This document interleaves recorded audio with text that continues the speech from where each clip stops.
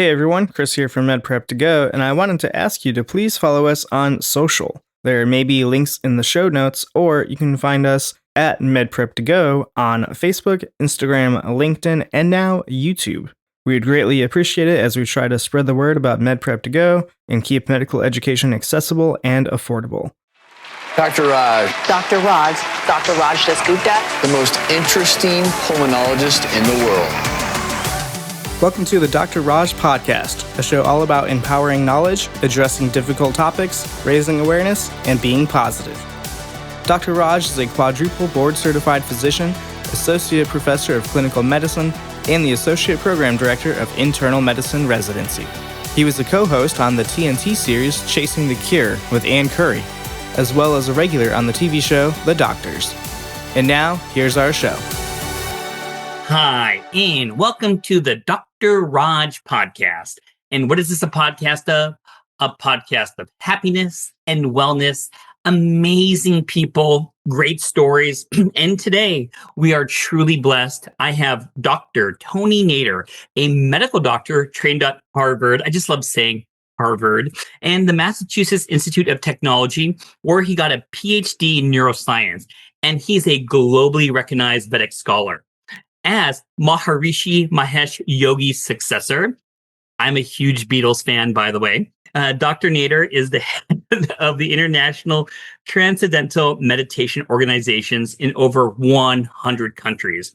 From the Americas to Asia, from Europe to Africa, Dr. Nader guides the Transcendental Meditation Program and its advanced practices and the practical applications of this technology in all areas of national life, education, health, business, defense, agriculture, and much more.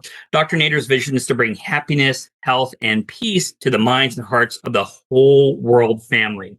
His experiences as a teacher, father, leader, scientist, and doctor have inspired his dedication to all global citizens and his commitment to opening their awareness to the important things in life from a truly profound perspective, to help remove conflicts in society so that higher values and beautiful goals become the guiding light of everyone in his total focus. In his milestone book, which just came out, and I want to ask questions about it, Dr. Nader offers ideas that can change the world. He gives profound solutions to questions that have long fascinated and intrigued philosophers and scientists alike, covering the fields as diverse as the purpose of life, good and evil. What is consciousness? Do we have freedom? Is there law and order or chaos in the universe? These are amazing questions. And with that being said, let's get some answers. Dr. Nader, thank you for being here today. Thank you, Dr. Raj. Thank you for having me. It's a joy. All right, now I already know off camera, off air, I said I already pre-apologized because you are so amazing. You accomplished so many things, but I wanted to do this podcast today for my amazing listeners.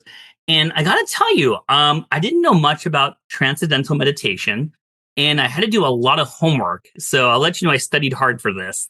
So my first question, if you could just enlighten my listeners, what is transcendental meditation in your words? Meditation is anything that deals with the mind, usually some ways of using the mind to focus, to concentrate, to learn how to contemplate, think on things, or have, even daydreaming or all kinds of meditative thoughts and feelings, putting attention on the breath, putting attention on the body. All of these are different kinds of using the mind so that we settle down, we calm down, we get centered, and we enhance our physiological activity. Transcendental meditation, so that's the one name, one part of the name. The other part is transcendental. Transcendental means to go beyond. To transcend is to go beyond. So this meditation is actually very different from all other techniques where you try to guide the mind to go somewhere, to try to force the mind to focus on something or to put attention or something. In a way, we call it manipulating the mind or handling the mind, which is fine. Some of these techniques also have good results. Transcending is a term that means to go beyond.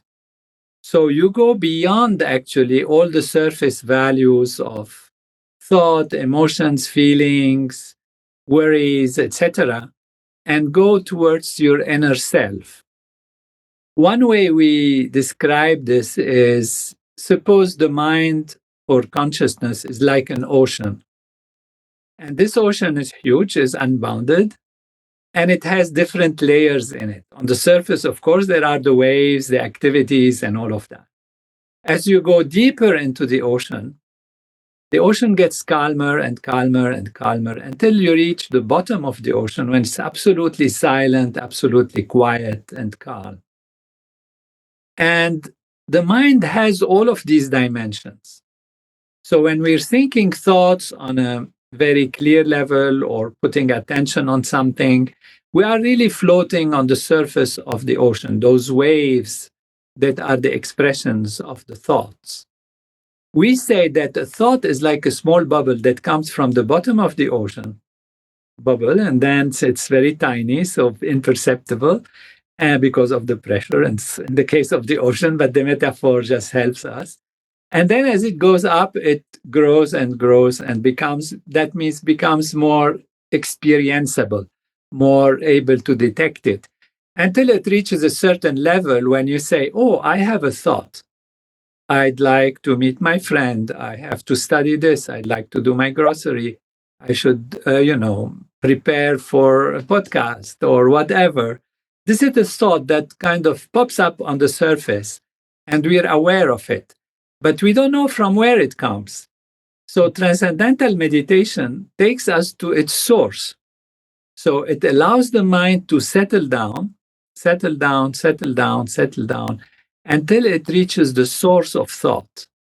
What happens is the body also settles down because mind and body are intimately connected. And this is how we get a very profound, deep rest on the level of the mind and on the level of the body at the same time.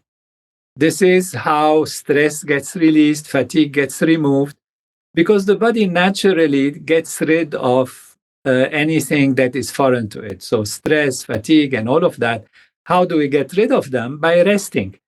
This rest is so deep and its quality so profound that it's very different actually from the rest of deep sleep, and sometimes much deeper, because it is restful alertness. In fact, you don't lose your awareness. Like you can say, oh, I rest during sleep and it's very deep, but then you're not aware, you're not there. So imagine a situation where so rested body and mind, at the same time, alertness increases, great alertness, great wakefulness. And this is how we get all of the benefits from transcendental meditation in a spontaneous way. But there are many other dimensions. For example, we say that this field of quiet inner self, which is the source of thought, is also the source of our creativity, our intelligence, our decision-making, because it's the thoughts that guide us to action. And action guides us to achievement, and achievement allows us to get fulfillment. So the source of fulfillment in life, if we go back, what makes me fulfilled? My thoughts, my speeches, my discussions, my actions, my behavior, because I achieve things. Where do these come from? They come from my planning, my creativity, my thinking. Where does my planning, my creativity comes from? We go to the source. Interesting. The source is within us, and that's how we gain greater creativity, greater well-being, and all of that. So I spoke for a while, but it's cool. No, I dig it. I mean, I love people who are passionate about what they do.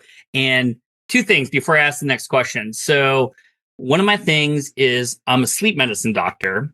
And when you mentioned that doing transcendental meditation is kind of like hitting some delta sleep, some deep sleep, and being restored, but you're not actually sleeping, but it's comparable. Man, that's a little temptation for me to try it because, I mean, what do I tell all my patients? You want to relieve stress, you want to help out with not getting dementia, you got to get good quality and quantity sleep.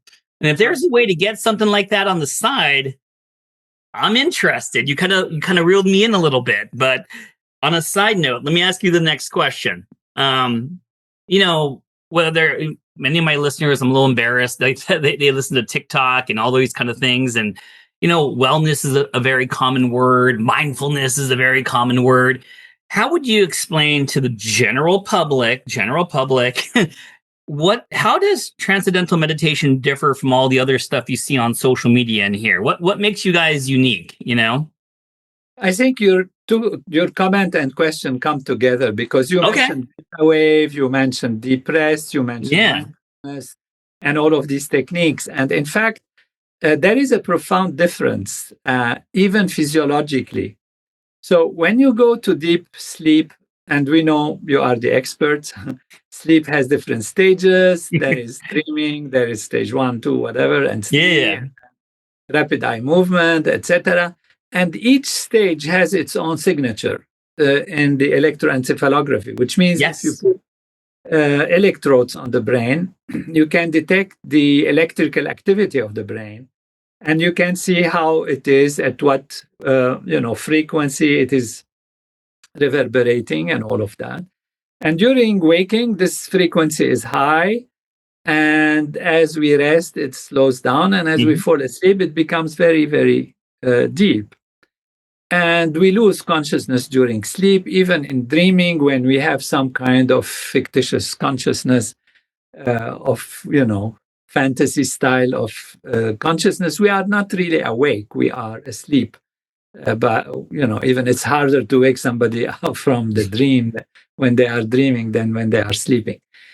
Transcendental meditation has much deeper rest at the same time, as we said, alertness.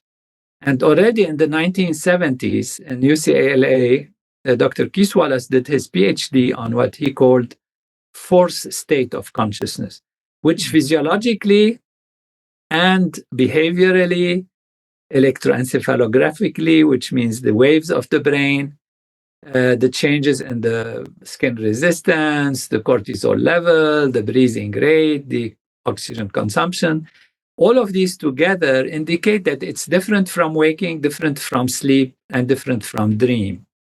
Hmm. How is it different? And how is it different from other techniques also? Yeah. So the other techniques, first, let's say before we go into sleep, because that's our Okay. interest. Yeah. So sleep, if you take skin resistance in sleep, it's increased because it indicates that there is rest and there is less sweating usually. Yep. And so the conductance is more, we don't need to get technical too much. But you get breathing rate slows down, oxygen consumption slows down.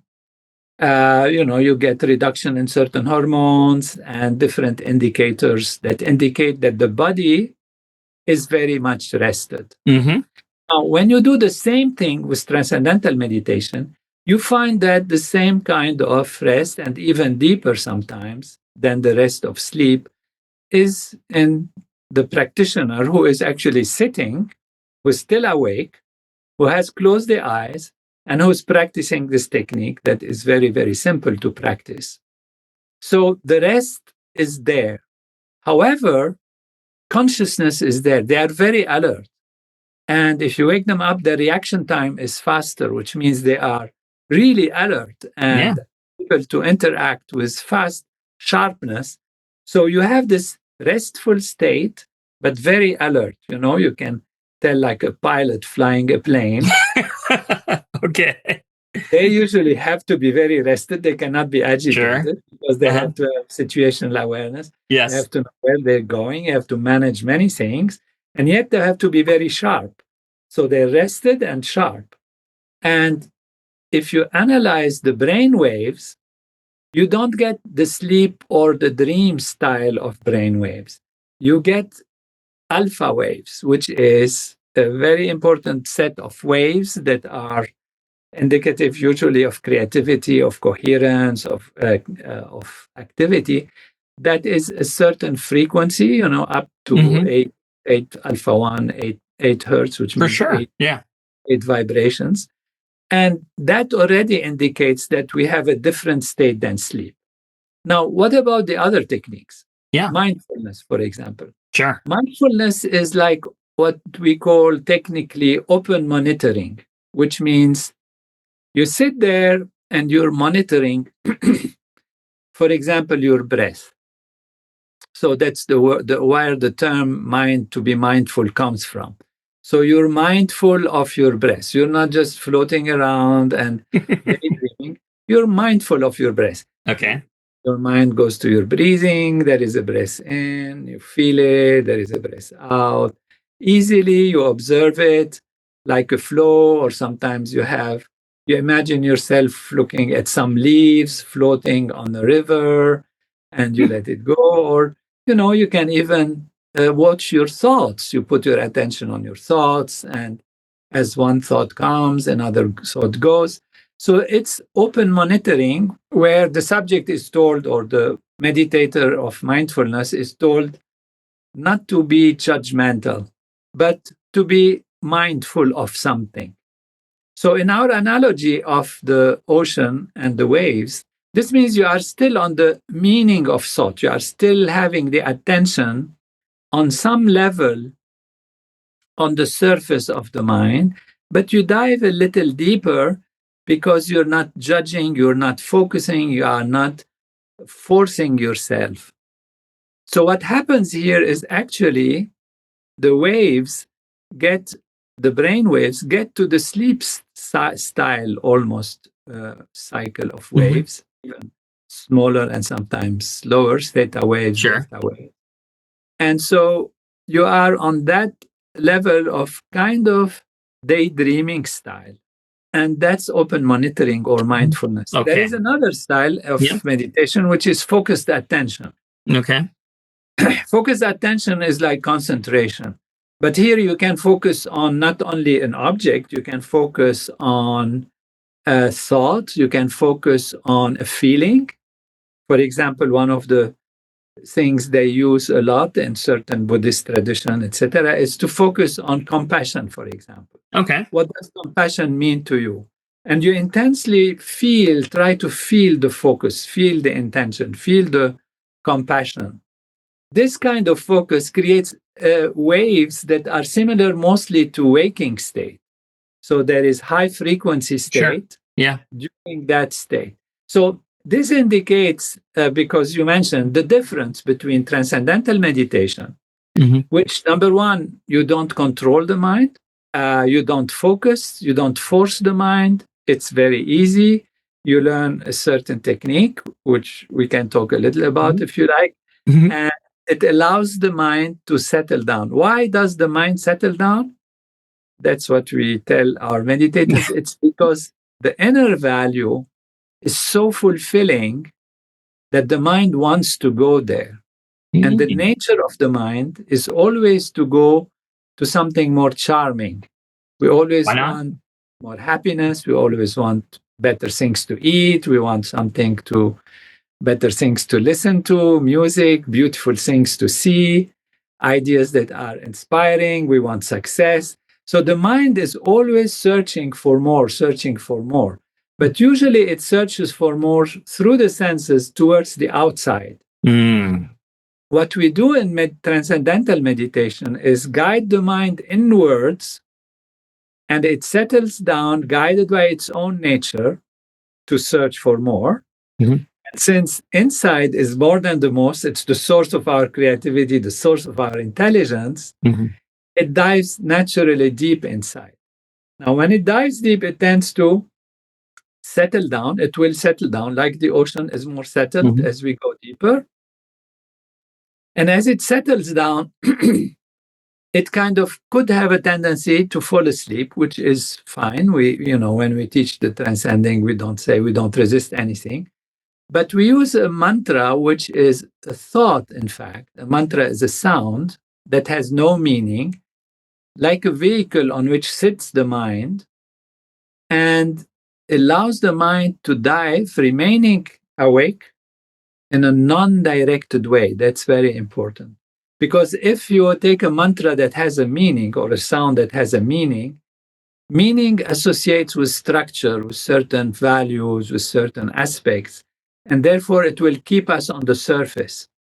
That's why the meaning is unimportant of the mantra. We say this many times. Well, let me interrupt you and kind of like talk about this mantra. So, on my reading, what makes, transcendental meditation a little different is this mantra. And for the people listening, I mean, it sounds like it is a phrase or a sound that somehow you come up with. And when I ask you how you do it, and you repeat it multiple times during 2 sessions during the day for a certain period of time. So my question is, like, I'm a huge Star Wars fan, and I've always wanted to be a Jedi Knight. So if I had to pick my own mantra, it would be like, the Force is with me. The Force is with me, So how do you, so to people who don't know what a mantra is, it's like, so how do you pick someone's mantra?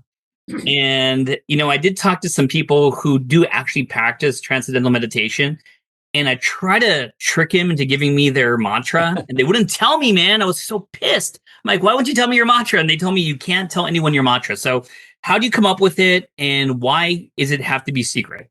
So as we know, and you mentioned, just to redefine mantra, everybody now knows the term mantra because you say, oh, this is his mantra or her mantra, which yeah. all the time. And so it's something that actually is a recurrent repetition that you go back to.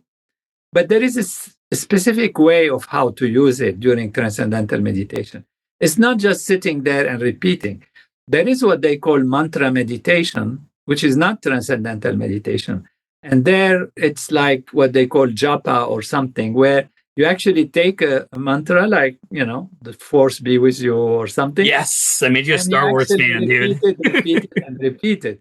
But again, this is not transcendental meditation. No. Transcendental meditation uses a sound that comes from the ancient yogic knowledge, Vedic literature.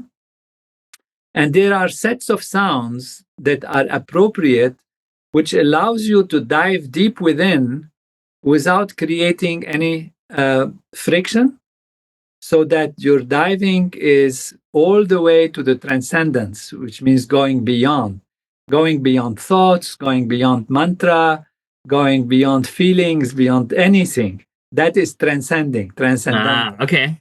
Go beyond. So when you dive deep, you actually go beyond even the depths of the ocean to what we call your pure consciousness. Pure consciousness is a state where you are awake, fully awake, and yet there is no thought and not even a mantra. Okay. So how do we choose the mantra? It comes from this tradition. And the mantra is, again, a sound that has no meaning. So it's different from just saying something and repeating it. It's a very specific, in transcendental meditation, it's a very specific set of sounds. I say set of sounds because depending on the individual, you get a different kind of mantra.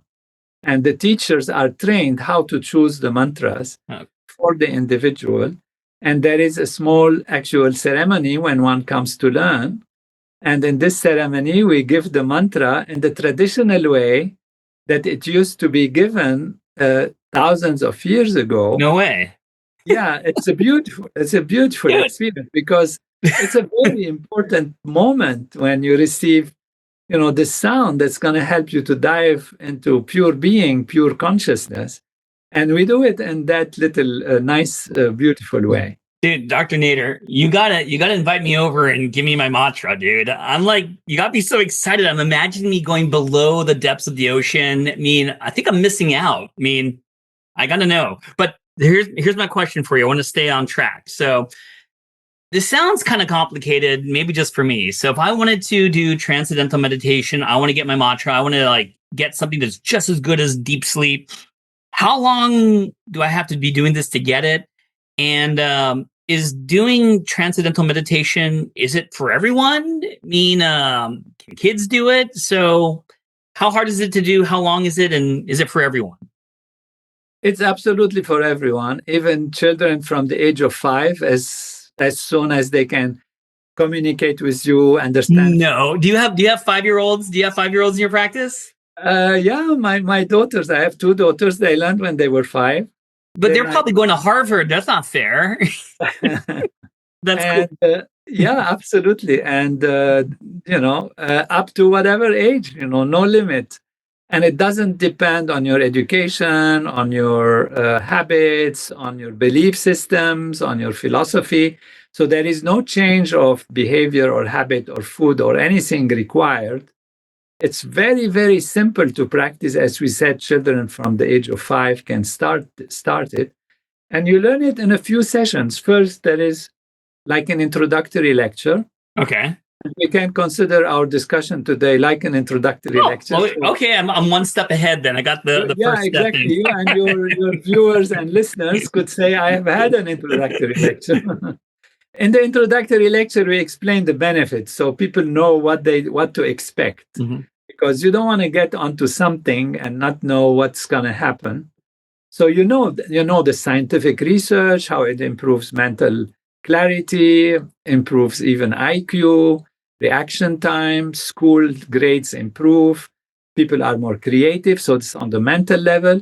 And on the physical level, how it actually literally reduces stresses, balances the hormones, reduces blood pressure. We have TM is the only approved technique actually for medically in that sense. And the American Medical Association, the Heart Association, and all of that, they prescribe it also, and they suggest to use it. There is a study for over 5 years follow up on people who have coronary artery disease or disease of the arteries, even for strokes or heart. And a 5-year follow-up showed that people who practice transcendental meditation, if they did it regularly twice a day, they have as much as 66% less occurrence of heart problems or even death from heart disease. And this has been confirmed over the board over all kinds of diseases, admissions to hospitals, etc. Nice. And therefore, the effects are absolutely clear and absolutely there. Yeah. And you learn it, we said first is introductory lecture, which we are all doing right now. Then there is a short preparatory lecture, which can usually be done at the same time. And then you come after a small interview to learn a little bit about you. And there is this little ceremony that we talked about. And then you get your mantra and how to use it. And from that time, you're already practicing. However, you need to, of course, what do I do? How do I sit? Before eating, after eating, before sleep, etc. What's happening? Why thoughts come, etc. What's going to happen in the future? How do I continue? So there are many questions of practical, technical part that are important. So you get what we call 3 days of follow-up or checking. And so in 4 days, practically, you've had the basis. But we require to come back in 10 days and then in 20 days as a minimum to really consolidate. And ideally, you can take a 4-month course, which is not all 4 months. It's like about 10 sessions total. Sure. Spread out, where you really consolidate and you become expert. Yeah. So it's really easy, when you think if you want to learn judo, how many times you have to try. If you learn guitar, it's a lifetime or a musical instrument. And here within 10 sessions, you are a master of meditation, and it's a do-it-yourself technique. All right. which doesn't mean you depend on anybody. Yeah. So I'd like to invite anyone interested in improving their life and experiencing something profound within themselves and, develop their full potential to try it. Even those who do other techniques like mindfulness, etc., they come to us and they feel truly amazing difference. We also have an app. So you learned in person the first, instruction and taking the mantra, but the follow-up can also be done on the app. Okay. Well, let me interrupt you. I already can see where I'm going to use this and where my listeners wanted me to ask you. So insomnia. I mean, everyone has it. I'm sure you have it. I definitely have it sometimes. I'm an okay sleep doctor. And one thing I believe in is not pushing medications on everyone. You know what I mean? Not everyone needs their Ambien, Sonata, Lunesta, you name it, you know? And I really feel like one thing about what you believe in the broad term, whether it's going to be wellness or meditation or transcendental, is lowering cortisol levels, activating the parasympathetic system, rest and digest, transition to sleep. Can I use this, even though there's so many benefits from it, in my patients who just say, you know what, I'm having trouble going to bed. I can't shut my mind off. Is this going to be a technique that could help them transition to sleep, but also get other benefits too? Am I saying it correctly? Absolutely, absolutely. You're right on track. And what TM does, and it's not just, oh, it's a nice idea, scientific research has shown Okay. that it improves insomnia, depression, anxiety, and all the things that actually can be around the sleeping time or Okay. the whole thing. So if you remove your stresses, your strains, your anxiety, and you do your meditation twice a day, 20 minutes, sitting comfortably in a chair. That's how it is. That's all it takes. I like Where you come out with freshness and ability to focus and more effectiveness, because that people say, oh, I don't have 20 minutes. And we usually say, well, if you invest 20 minutes and make your time much more effective during the day rather than wasting your time, then you're actually gaining time because you're using your time properly. And So this is not a nap. We're not telling my patients to not nap. at all. This is not a nap at all. They could do this during the day to get that rejuvenation, the increased alertness, and it's 20 minutes, because that's like the what we always say is the perfect time for a nap, 15 to 20 minutes. And we always encourage it in people who are sleep deprived, but this is separate of that, and they will feel just as good and happy. Exactly. They'll feel Okay. much more happy, because sometimes you wake up from a nap and you're groggy and you don't know, what's going on. Okay. Here you wake up alert, you wake up, fresh, much more fresh even than a whole night of sleep. And That's a strong thing, Dr. Nader. I'm gonna have to take you up on that. They're the full night of sleep. Okay, now you're getting me really into this.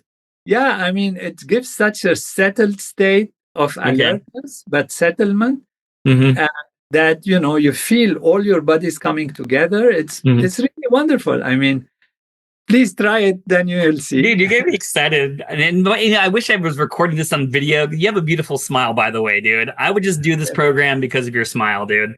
But hey, let me ask you, we're getting close to the end. I want to make sure I plug your book in. I want to mention it. So for everyone listening today, I mean, Dr. Nader, he is a New York Times bestseller. See, I get the best people on my podcast.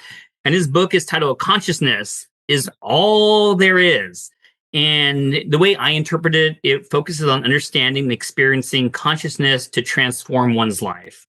So my question to you, Dr. Nader, is what are the practical applications of the book's ideas for my listeners? What do we take away from it? What do you want to take away from this book? Why is it a bestseller? What should we take away from it? People ask eternal question, what's the difference between the mind and the body? Are there two realities? One is more spiritual, more consciousness level, which is not physical and material. And there is another reality, which is physical and material. That's a debate in philosophy for thousands of years. And there are different camps in it. Now, based on your understanding whether life is these two things, or one maybe just physical, or one maybe just mental, how we can see our place in the world, what are the implications of this on my decision making, on the purpose of life, on, as you said from the beginning, on do I have freedom or determinism, where suffering comes from, what is the cause of suffering, what is the cause of sin, why people err and create problems, why do they fight and create wars, what's the nature of life as a whole, where we are going, what can we do about it? And so it ties in with actually the importance of developing consciousness. It explains what consciousness is, and how it permeates life overall. It's not just humans who have consciousness, how animals have consciousness, even trees have seeds of consciousness, and how in expanding one's consciousness, we can also solve the problems of the world today. We can solve the problems of the environment, of the challenges of artificial intelligence and where it is going. Is it going to lead us into catastrophic things where maybe we will be overcome by it, or are we going to guide it in the right way as a humanity goes? And it talks about what we call collective consciousness. The neurons of the brain, each has its own consciousness, but then they work together, they create your consciousness and my consciousness. In society also, each of us is like a neuron, and we have a collective consciousness. So the quality of our collective consciousness influences the behavior of the people in society. And we have done studies on that. When a small group of people practices transcendental meditation, we have seen effects not only on those people, but also on the surrounding. There is decrease in crime, decrease in hospital admission, decrease in accidents of the roads. And so that ties in with the fact that consciousness is a field. And when we access that field, going back to the analogy, when we go to the bottom of the ocean, to the depths of the ocean, we are contacting the source of all the waves and all the thoughts on the surface and settling down not only our individual consciousness, but also the entire society's sense of rest and feeling of wellness and peace. And so this book talks about all of these things. Of course, there are profound philosophical questions, but if one is, interested and patient, I feel it answers all of these all-time questions about why we are here and where we're going and what's the relationship between spirituality and physicality, spirituality and science, and it puts it all together. I have the book here, by the way. I didn't. Here it is for. Well, you're going to send me a signed copy to my favorite podcast host, Dr. Raj, right? Of course. Hey, let me ask you something. I was going to say that it really truly is intriguing. I hope my listeners kind of sense it in my voice that I'm asking questions because this is amazing stuff. And I really do love the fact that you're incorporating, Western medicine. I love the fact that you mentioned cortisol and EEG, and I love all this. So if any of my listeners, including myself, want to kind of dabble and learn more about transcendental meditation, what is the first step?